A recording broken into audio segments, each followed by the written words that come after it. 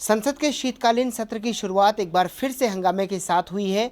आज हालांकि लोकसभा तो सुबह से ही नहीं चल पाई, लेकिन राज्यसभा में देर शाम जो है कुछ कामकाज होता हुआ दिखाई दिया। लेकिन इस बीच पूरे दिन भर जो है विपक्ष लगातार हंगामा करता रहा।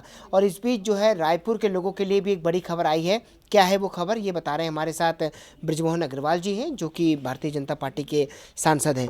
सर, सबसे पहले तो मैं सदन के हंगामे को लेकर आपकी प्रतिक्रिया जानना चाहूँगा कि हमने देखा मानसून का सत्र जो है पूरी तरह से वॉश आउट हो गया पूरे इस हंगामे के कारण। अब जो है 15 दिन की सिटिंग मिली है शीतकालीन सत्र में, बावजूद उसके आज भी हंगामा देखने को मिला हमको। ये बहुत दुर्भाग्यजनक है कि भारत का विपक्ष संसद को देश की समस्याओं और देश के विकास पे चर्चा के बजाय उसने एक अखाड़ा बना दिया। और कांग्रेस के अध्यक्ष खड़गे जी तो कहते हैं अब नाटक होगा। तो लोकसभा या राज्यसभा नाटक करने की जगह नहीं है।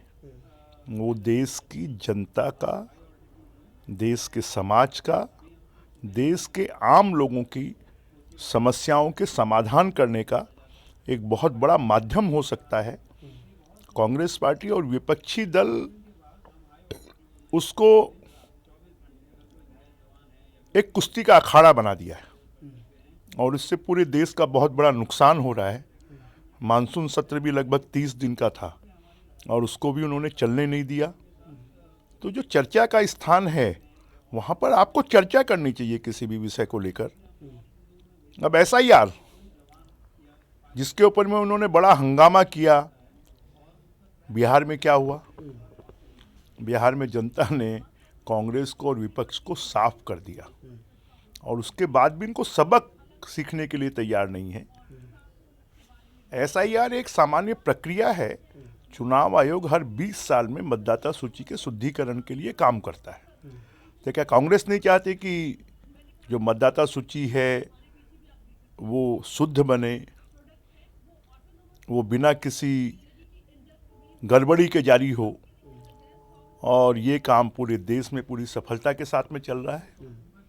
अभी जो 12 राज्यों में एसआईआर चल रहा है उसमें अभी तक लगभग 75% लोगों ने पार्टिसिपेट किया है। लेकिन टीएमसी समाजवादी पार्टी लगातार ये कह रहे हैं, इतनी जल्दबाजी क्यों हो रही है इस चुनाव आयोग को? देखिए, कोई भी चीज जब लंबे समय तक इस प्रकार की प्रक्रिया चलती है तो उसमें लेथार्जी आती है। और जब कोई स्पीड में काम होता है तो जल्दी काम होता है। और चुनाव आयोग को बाकी भी कुछ राज्यों में चुनाव होने हैं, उसकी भी तैयारी करनी है। और इसलिए अब बंगाल में चुनाव होने वाला है तो उसके पहले उनको एसआईआर करना पड़ेगा। बिहार में चुनाव हुआ, उसके पहले उनको एसआईआर किया उन्होंने। तो कोई जल्दबाजी नहीं है। अभी 7 दिन का समय फिर बढ़ा दिया है। तो राजनीतिक दलों को इस बात की शुचिता होनी चाहिए कि मतदाता सूची शुद्ध हो। जब हम वोट के समय जाते हैं, मैंने कहा कि रायपुर शहर में 1 लाख मतदाता जो हैं वो ऐसे हैं जो वहाँ रहते नहीं हैं या जिनके डबल नाम हैं और उसके कारण शहरों में मतदान का प्रतिशत कम होता है। तो मतदाता सूची का शुद्धिकरण सबसे ज़्यादा आवश्यक है।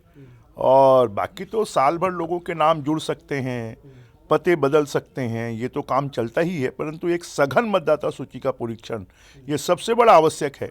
जो लोग इसका विरोध कर रहे हैं, मुझे लगता है वो बाहरी मतदाताओं को, फर्जी मतदाताओं को प्रश्रय देने का काम कर रहे हैं।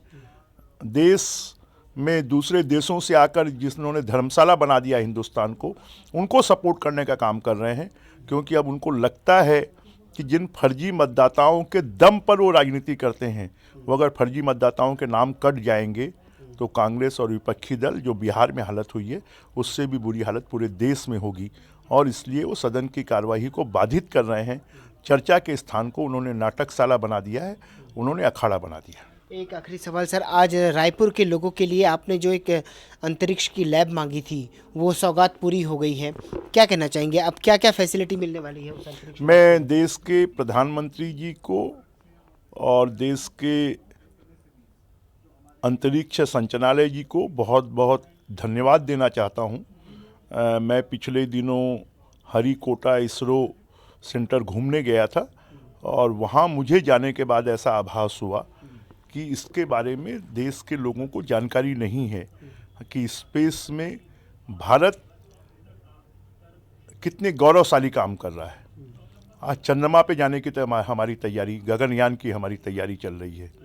सबसे ज़्यादा सैटेलाइट छोड़ने वाला कोई देश है तो वो हिंदुस्तान है।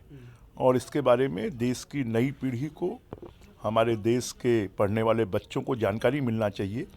इसलिए मैंने एक पत्र प्रधानमंत्री जी को लिखा था और उस पत्र के जवाब में उन्होंने कहा है कि हम छत्तीसगढ़ में इस प्रकार की अंतरिक्ष प्रयोगशाला, कार्यशाला खोलने के लिए तैयार हैं और उसमें तकनीकी सपोर्ट पूरी तरह देने के लिए तैयार हैं।